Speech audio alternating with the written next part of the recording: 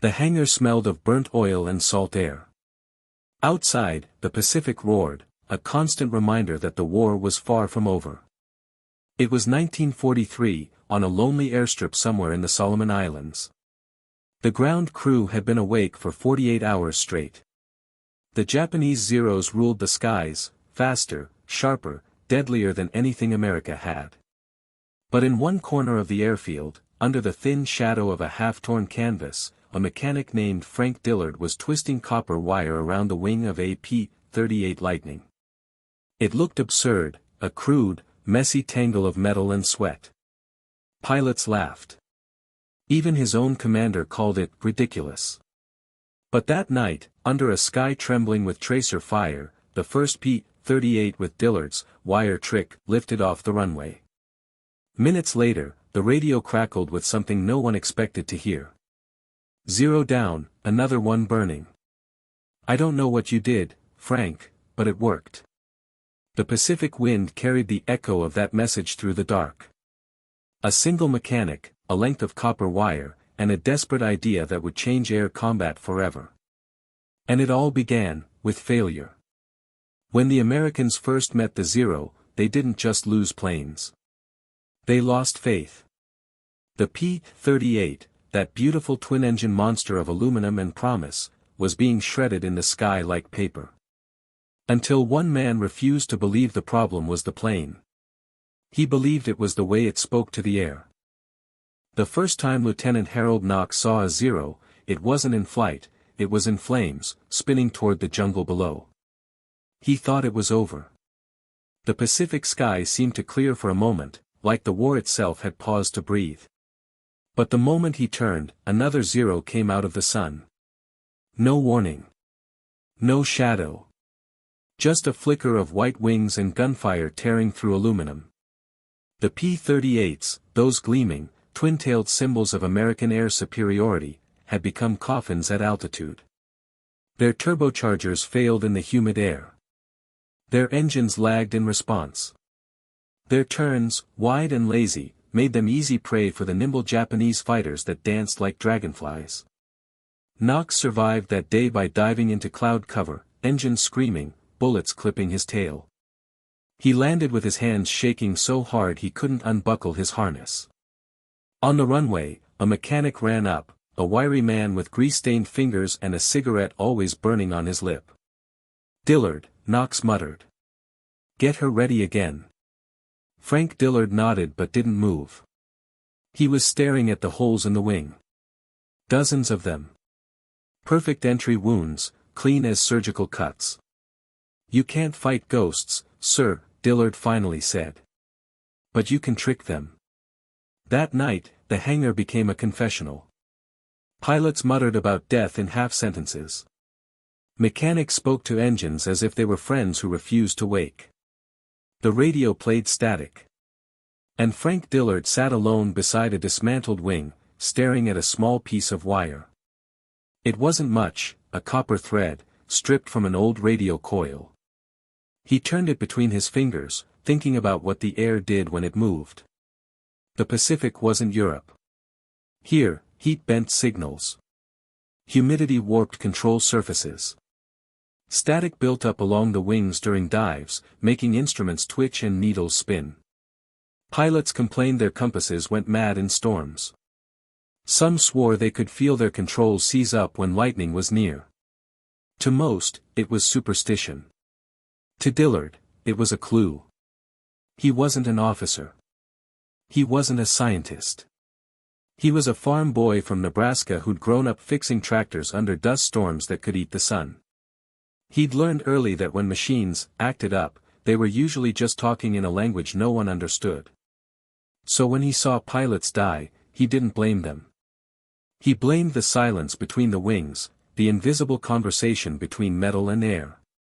The next morning, Knox found him still there, with circles under his eyes and a strange look of defiance. "What are you doing?" Knox asked. "Grounding her," Dillard said. He pointed to thin copper wires he'd attached along the P-38's tail booms, connecting them to the wingtips, crude lightning conductors, meant to bleed off static buildup. It was something radio operators did to keep their transmissions clear. No one had ever tried it on a fighter plane. Knox frowned. "That's ridiculous." Dillard smiled faintly. "Maybe. But ridiculous is all we've got left." The next sortie went up at dawn. The air was heavy with mist, the kind that smelled like salt and engine fuel. Knox's plane was the first to lift off, engines roaring, propellers slicing through the fog like knives. For the first time, his radio didn't crackle. The compass stayed steady. The controls felt smooth. Alive. And when the Zeros came screaming in from above, Knox didn't hesitate. He banked hard, tighter than he ever had before. The lightning responded like it had been waiting its whole life to move that way. He saw one Zero flash past his canopy, too wide, too slow to react, and Knox's gun spoke in short, angry bursts. The Japanese fighter disintegrated mid-turn. The impossible had just happened. "Zero down," came the voice through static, disbelief dripping from every word. Back at base, Dillard didn't celebrate. He just kept staring at the horizon, where the sky was bleeding red with sunrise. He knew something deeper had changed. The war in the Pacific wasn't just about bullets or bombs anymore. It was about understanding how the world listened. And Dillard had made the air itself whisper back. That night, in the camp journal, a pilot wrote, "There was something strange about today's flight. The air felt lighter, the controls freer. Maybe it's just luck. Or maybe the plane's finally forgiven us." The commander dismissed it as coincidence. But the men knew better. They started calling it Dillard's wire, and some swore the P-38s even sounded different when they took off, a cleaner hum, a sharper edge. Word spread fast. By the next week, squadrons across the island were asking for the same modification. Copper wire, the kind used for radio grounding, suddenly became more valuable than whiskey or cigarettes. And as the Zeros began falling from the sky, one after another, a question began to rise with every kill count. Was this victory born from science, or from desperation? In the far-off jungle, the wreckage of a Zero burned quietly, its pilot's goggles reflecting the same dawn light that bathed the American camp. Two men on opposite sides, swallowed by the same war, breathing the same silence. The Pacific theater had found its first whisper of balance. But war never lets an advantage stay secret for long. And soon, somewhere deep in Rabaul, the Japanese engineers began their own search. For the trick that let the lightning move like a ghost. The rain came sideways in Rabaul, thick, hot, relentless. It turned the airstrip into a river of mud and the hangars into cages of steam. The Japanese engineers worked under oil lamps, their white uniforms soaked through, their notebooks smeared with sweat and graphite. Among them was Lieutenant Koji Tanaka, aviation engineer, son of a Kyoto craftsman, believer in precision and silence. His fingers were as steady as the needle of a clock. And lately, the clock had been ticking against him. For weeks, reports from the front lines told the same impossible story. Zeros were being shot down in dogfights that should have been unwinnable. The American P-38 Lightnings, once predictable, sluggish targets, now moved like predators. They turned sharper, one surviving pilot had gasped, his face pale beneath a bandage. They turn, as if the wind obeys them. Tanaka didn't believe in ghosts, but he believed in signals. And when rumors reached Rabaul of strange wires coiled around the American planes, he asked for permission to investigate. He wrote in his notebook, "They have changed their relationship with the air. There is no other explanation." While Tanaka searched for answers, across the ocean on Guadalcanal, Frank Dillard was being reprimanded. The brass didn't like anomalies. The success of his wire trick spread faster than they could explain it, and the Army Air Forces demanded testing, documentation, regulation. Dillard wasn't an officer, he was a problem, a wrench in the hierarchy. "Did you modify standard aircraft wiring without authorization?" the major barked. "Yes, sir." "Why?" "Because it worked." The major leaned forward. "You're lucky we need results more than rules." They sent Dillard to a temporary test station, a crude outdoor lab built between two wrecked hangars. His assignment: replicate the phenomenon under observation. If he couldn't explain it, they'd strip every modified plane back to factory standard. But Dillard wasn't interested in theories. He worked with what he could feel: air pressure, vibration, static. He connected voltmeters to wing joints, ran copper strands along control surfaces, and listened to the faint crackle of static building with every gust of wind. That's when he realized something no one else had noticed. The problem wasn't just drag or balance, it was electrical interference. The P-38's long wings generated static discharge during dives, which momentarily scrambled its control circuits and gauges. Pilots would feel a stiffness in the yoke, a delay, just enough to cost them seconds. Seconds meant death. By grounding the charge with copper wire, Dillard had accidentally eliminated that lag. The plane responded instantly. It wasn't magic. It was physics. He wrote it all down in a grease-stained notebook, but the words didn't matter. What mattered was the sound, that clean, electric hum when the engines idled, no more pops, no more sparks. The plane was alive now. Across the Pacific, Tanaka began testing his own theory. If the Americans had found a way to discharge static, perhaps they had found a way to manipulate airflow too. He had a captured P-40 in the hangar, old, battered, riddled with holes. He ran copper threads along its wings, mimicking what he'd seen in reconnaissance sketches. When he powered it up, his instruments fluttered wildly, needles dancing, radios hissing. The Japanese officers watching behind him whispered in disbelief. But Tanaka wasn't satisfied. He wanted proof in the sky. The next morning, a single test pilot took off over Rabaul Bay. The modified P-40 climbed smoothly, too smoothly. Tanaka's hands trembled as he tracked its path. Then, as it reached altitude, a thunderstorm rolled in from the east. Lightning split the sky, and in that flash, Tanaka saw the copper wires glowing faintly blue, St. Elmo's fire. It was beautiful, and then it was gone. The plane fell from the clouds like a broken prayer, hitting the ocean with a sound that silenced the bass. Tanaka wrote only 2 words in his journal that night: not ready. War devoured innovation faster than it could be understood. Both sides were building miracles from scraps, and every miracle cost a life. Dillard's success spread, from Guadalcanal to New Guinea, from New Guinea to the Philippines. Mechanics began to improvise. Some used aluminum wire, others borrowed copper from broken radios. Pilots painted lightning bolts on their P-38s for luck. But the enemy adapted. The Zeros began changing their approach, attacking from head-on instead of from above. They learned the Lightning could turn faster now, but still struggled to roll quickly.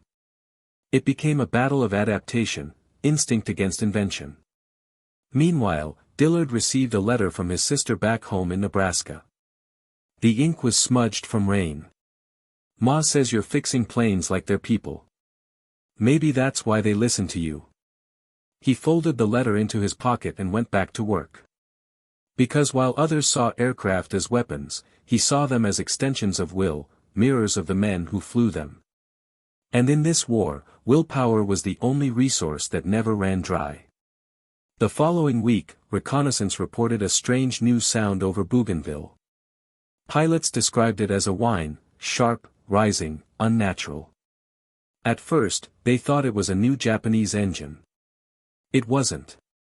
It was feedback, radio interference, the echo of static bouncing between aircraft caught in the same electrical pocket. The war was evolving, and the air itself had become a weapon. Back in Rabaul, Tanaka was working by lamplight when an officer approached him. "We've captured one of their modified planes," the officer said. "It will arrive tomorrow." Tanaka bowed. But when he looked up, his eyes betrayed something unusual: admiration.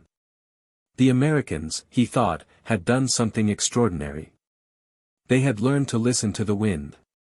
When the captured Lightning arrived, its fuselage scorched, its wings riddled with holes, Tanaka touched the copper wire like a sacred relic. He whispered to himself. Every war has its poets. Ours just right in metal. Sound of rain intensifying, then fading slowly into silence, with the faint, distant tapping of typewriter keys, Tanaka's notes forming the next weapon in an invisible arms race. The Pacific was now an orchestra of storms, where every plane carried its own song of survival. And soon, that song would grow darker. The war had become a hum. A low, invisible vibration that seemed to run through everything, the engines, the radios, even the bones of the men who lived beside them. By late 1943, the Pacific airfields were full of ghosts. Not the kind that haunted dreams, the kind that clung to machines. Pilots swore they could still hear voices on empty radio frequencies, whispers layered under static, fragments of the dead. Zero down, engine fire, tell Dillard it worked. Most dismissed it as interference, atmospheric noise. But for Frank Dillard, it was something else, the echo of his own creation speaking back to him. One night, as he adjusted a wire on a grounded P-38, the radio hissed once, then whispered a single word, his name. He froze. The hangar lights flickered. Somewhere outside, a palm tree cracked in the wind. He told himself it was nothing, feedback, a trick of the frequency. But the more the planes flew, the more strange signals they heard.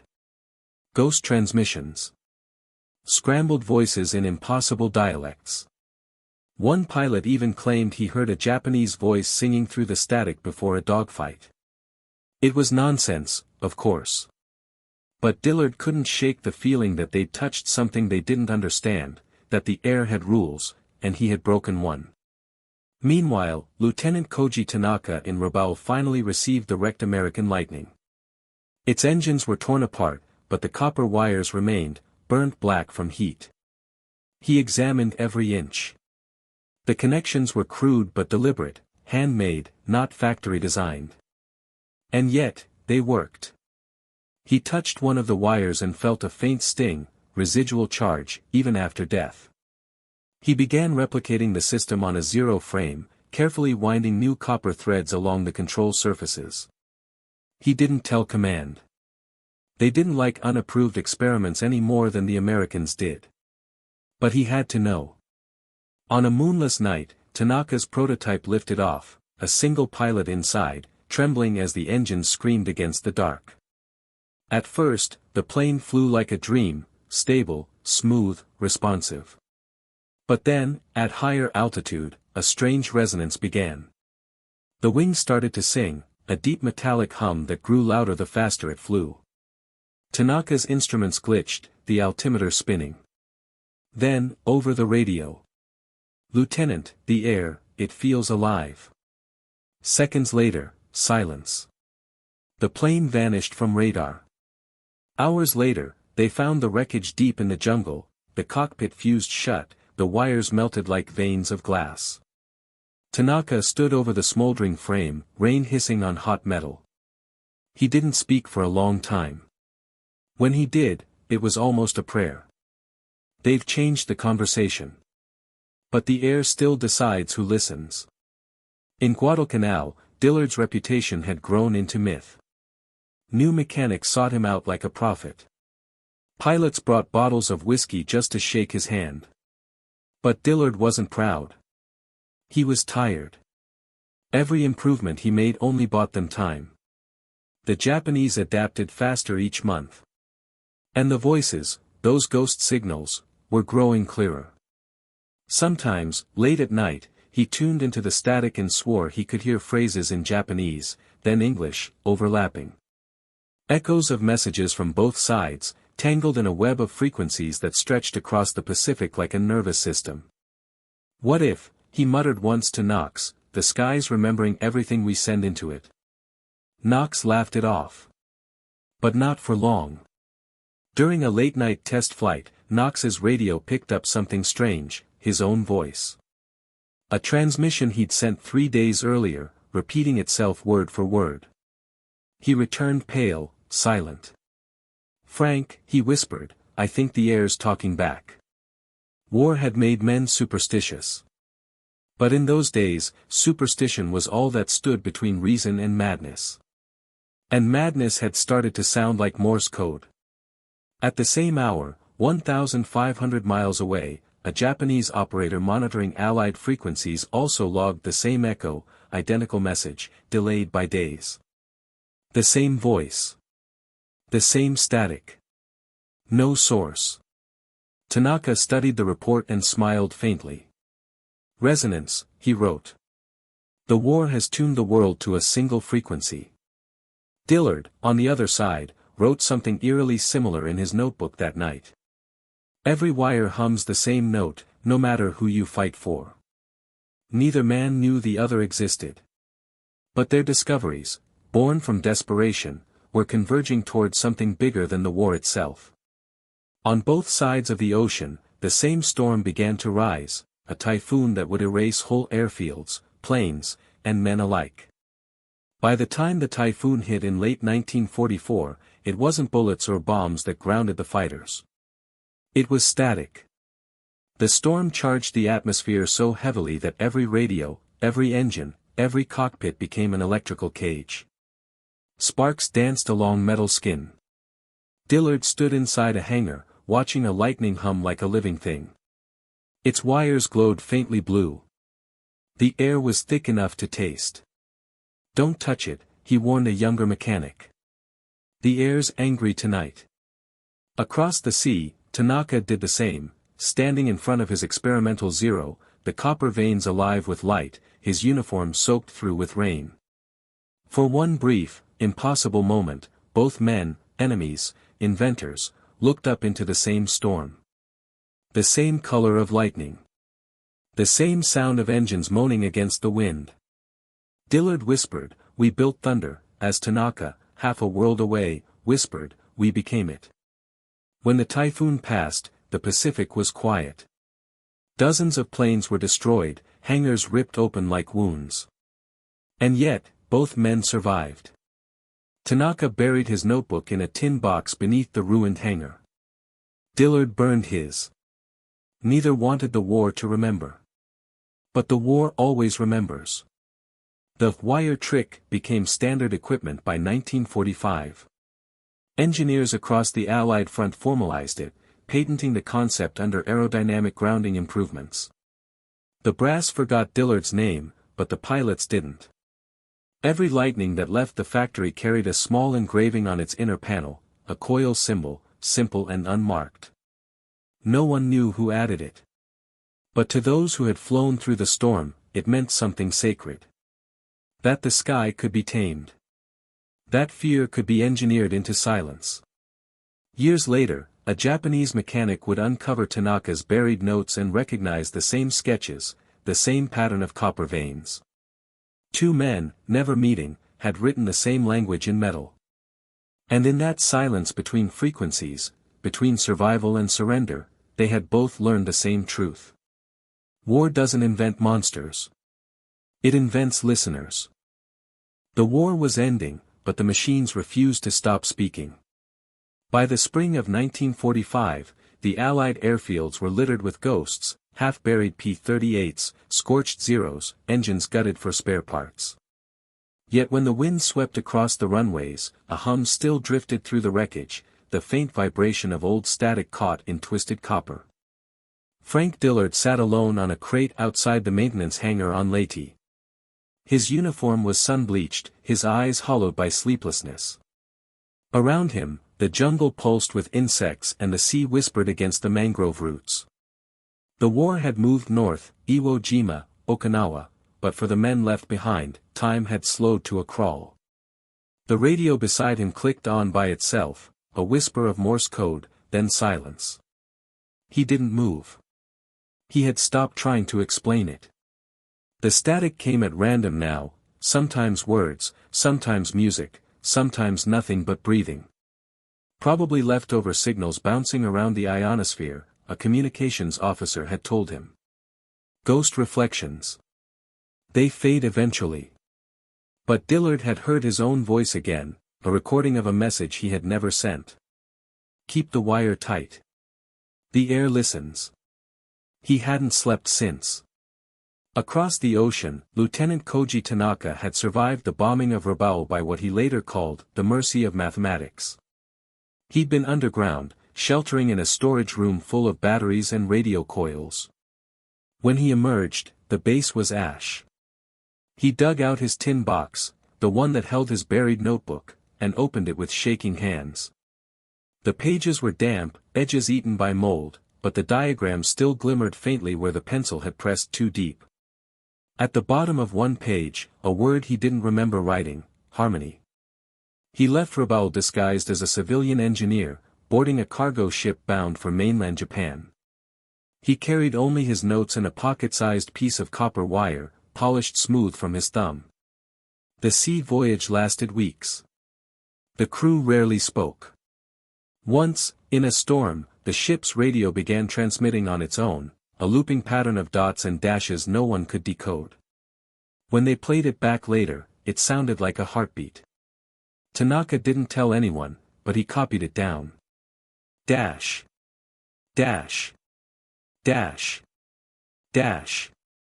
He translated it when he reached Yokohama. It spelled one name, Dillard. For a long time, he stared at the paper, wondering if the storm had carried a name across an ocean. Back on Leyte, Dillard had stopped wiring new planes. He worked instead on dismantling them, salvaging copper, patching holes, preparing machines for peace. But each time he stripped a wire, he felt as though he were unspooling the memory of someone who had lived inside the plane. The war's silence felt wrong. Pilots who came back spoke in half-sentences, unable to describe what it felt like up there in the static, where the sky hummed like a living thing. Some said they could feel electricity crawling along the canopy glass, tracing the shape of their hands when they reached out. One of them, a young pilot named Reeves, came to Dillard one night holding a melted length of copper. "This came off my wing," he said. "During the last dogfight, it started glowing blue. I thought I was done for, but the zero overshot. I swear I saw him lose control, like something jammed his ailerons."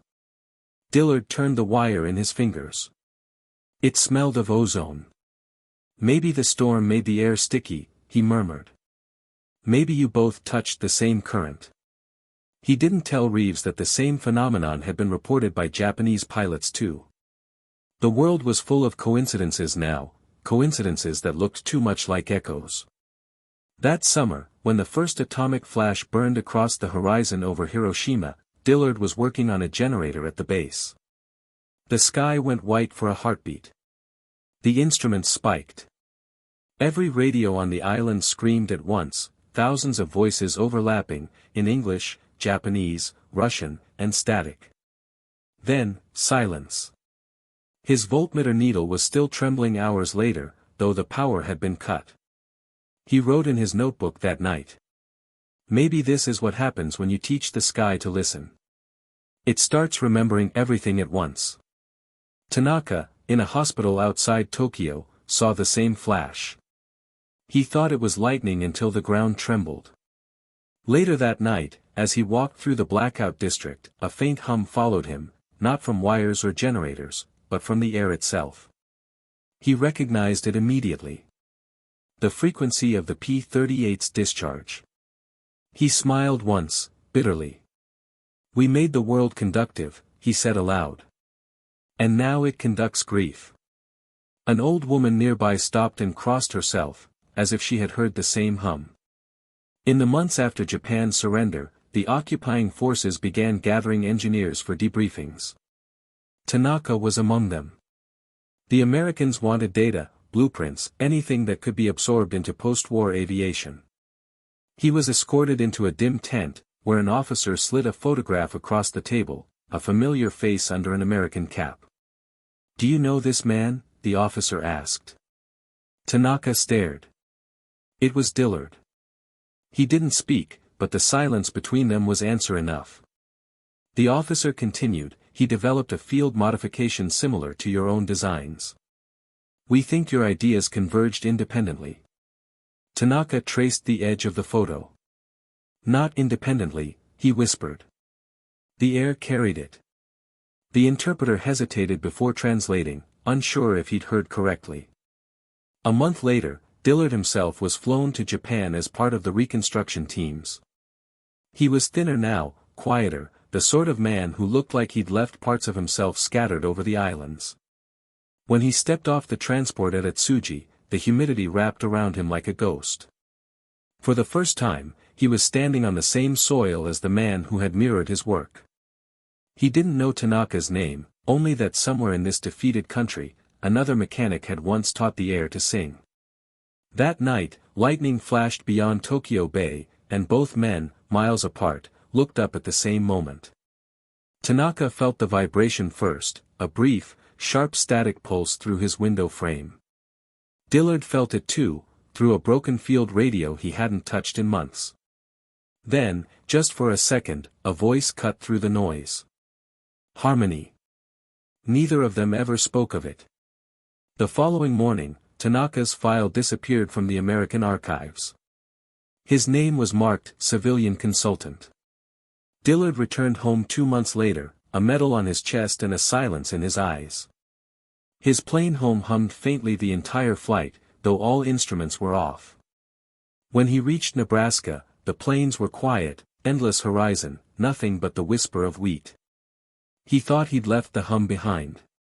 But some nights, when the wind came off the prairie just right, the old barn radio would turn on by itself. And through the static, he would hear a voice he couldn't place, soft, accented, almost reverent. The air remembers you. Time moved on, but the signal didn't. By 1947, aviation had entered the jet age. The propellers were fading, replaced by turbines that screamed instead of hummed. Yet beneath those new engines, hidden inside the electromagnetic noise, the old war's whisper still pulsed, faint but steady. Some engineers noticed it while testing radar prototypes. A repeating anomaly that appeared at random latitudes, always between 14.6 and 15 MHz. They called it the Dillard interference. When tracked across months, the signal formed an impossible path, looping figure eights that matched the old Pacific flight routes of the P-38 squadrons. One of those loops passed directly over Hiroshima. In a small laboratory in Washington, Dillard now worked as a civilian contractor. He kept mostly to himself, his workspace cluttered with copper coils and burned-out transmitters. He still refused to fly. Sometimes, late at night, when the others had gone home, he would power up the test console and tune through static, listening for the hum. It always came back, low and rhythmic. Almost human. He began logging the patterns again, just as he had during the war. The pulses were no longer random. They had rhythm, syncopated beats, precise intervals. When translated as Morse, they spelled fragments. Clouds remember metal. Wire hums like prayer. Tanaka. That last word made him freeze. Dillard hadn't spoken that name aloud in years. As far as he knew, Tanaka was dead or vanished, another casualty of a lost empire. Yet now his name was coming through a signal that had no transmitter. He replayed the tape over and over, until the words began to distort into music. A reporter once visited the lab, writing a short article about war veterans working in the new atomic era. Dillard posed for a photo beside an oscilloscope, smiling faintly, though his eyes looked past the camera, towards something only he could hear. In the photo's background, the waveform on the screen formed an eerie symmetry, a perfect, mirrored sine curve, like two voices meeting in the middle. No one noticed it then. Half a world away, deep in the ruins of an abandoned hangar outside Yokosuka, a Japanese student was scavenging metal for black market trade.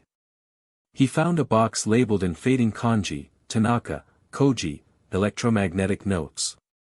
Inside were dozens of damp pages, a cracked radio dial, and a coiled wire that shimmered faintly even in the dark.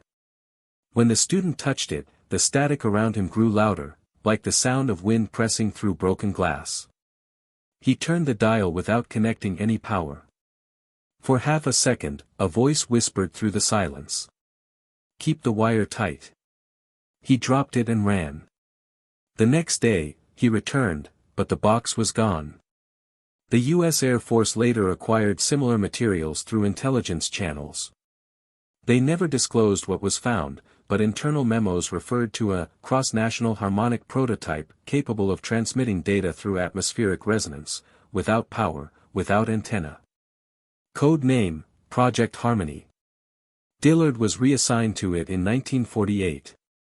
When they briefed him, he stayed quiet until they mentioned one name, Tanaka's recovered notes. He looked up slowly. Recovered from where? The officer hesitated. That's classified. That night, Dillard stayed in the lab long after lights out. The hum had changed pitch. In the months that followed, Project Harmony began producing results the engineers couldn't explain. Unpowered circuits responded to distant lightning. Copper wires vibrated faintly when no current was present. A transmission was received from an unregistered source repeating one line over and over.